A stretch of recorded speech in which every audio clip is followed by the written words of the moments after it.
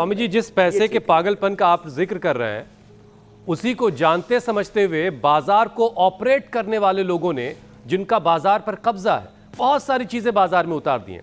अब देखिए स्वामी जी, बच्चा जो है सबसे पहले अपनी माँ की धड़कन को रीड करता है, उस धड़कन से अपनी माँ को पहचानने की शुरुआत करता है, फिर स्मेल से, खुशबू से, फिर स्पर्श, टच, सुनने से, और जब उसको अपनों का एहसास हो जाता है, धीरे धीरे बड़ा होता है, तो फिर घर का जो स्वाद है, घर का जो खाने का किसी चीज़ का जायका है, वो और उसको अपने परिवार से, घर से जोड़ता है।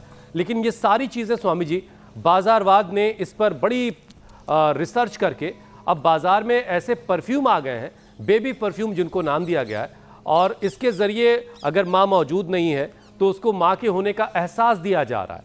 ऊपर से जो ख़राब खान पान और लाइफस्टाइल है, हाँ, ये मतलब एक तरह का फ्रॉड है, धोखा दिया जा रहा है बच्चे को। तो स्वामी जी, बच्चों की जो फिजिकल मेंटल ग्रोथ है, वो इससे उस पर क्या असर पड़ रहा है, क्या उससे वो बिगड़ रही है? जरा ये भी बताइए कि कौन कौन से योग करवाए जाएं ताकि बच्चों के शरीर का पूर्ण विकास हो। बाजारवाद, पूंजीवाद, देखो बच्चे को सबसे पहले तो ऐसे पवन मुक्तासन बच्चे आराम से करते हैं, और एक ये जो आसन करते करते तो अपना अंगूठा भी चूस लेते हैं। अंगूठा चूसने से उनका दिमाग तेज होता है, इसलिए चूस नहीं दिया करें। ये बच्चे, ये छोटे छोटे बच्चे भी ये अभ्यास कर लेते हैं, पादांगुष्ठ नासा स्पर्शासन। वो तो अपने, क्योंकि मैं तो अभी स्नान आदि करके आया हुआ हूँ, पूरा हाइजीन मेंटेन है, तो वो ऐसे पूरे अंगूठे ही चूस लेते हैं बच्चे इसमें। तो ये बड़ा जोरदार है। तो बच्चों को पवन मुक्तासन, पादांगुष्ठ नासा स्पर्शासन और ये सब करवाया करें ऐसे। और बच्चे मरकट आसन को तो बड़े आराम से करते हैं। तो देखो 5 साल तक जो बच्चा सीखता है वो हम 50 साल तक भी नहीं सीख सकते। ये सारे अनुसंधानों का, रिसर्चों का निष्कर्ष है।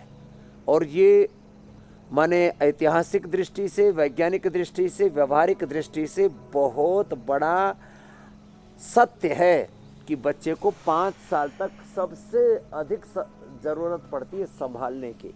और जिसने 5 साल तक अपने बच्चे को संभाल लिया ना, फिर उसको दुनिया में कोई, उसकी इम्यूनिटी इतनी ज़बरदस्त होगी, उसकी सोच, उसके विचार, उसके संस्कार, उसको दुनिया की कोई ताकत, कोई दुनिया का अभाव, दबाव, प्रभाव, कोई बहाव बहका नहीं सकता। ये बात देखो मैं अपने संदर्भ में भी देखता हूँ, और मैंने दुनिया के महान व्यक्तित्वों का विश्लेषण किया है। और भारत के ऋषि ऋषिकाओं से लेकर के, वीर वीरांगनाओं से लेकर के, भगवान राम कृष्ण के लालन पालन से लेकर के, छत्रपति शिवाजी महाराज, महाराणा प्रताप से लेकर के, और अलग अलग पूरी दुनिया के जो महान व्यक्तित्व है ना, उनका जो निर्माण हुआ है ना, वो बचपन से हुआ है। यदि चंद्रगुप्त को तैयार किया चाणक्य ने, और अलग अलग, चाहे वो माता पिता हो या गुरु हो, उन्होंने ऐसे ही इस पूरे प्रोसेस को फॉलो किया।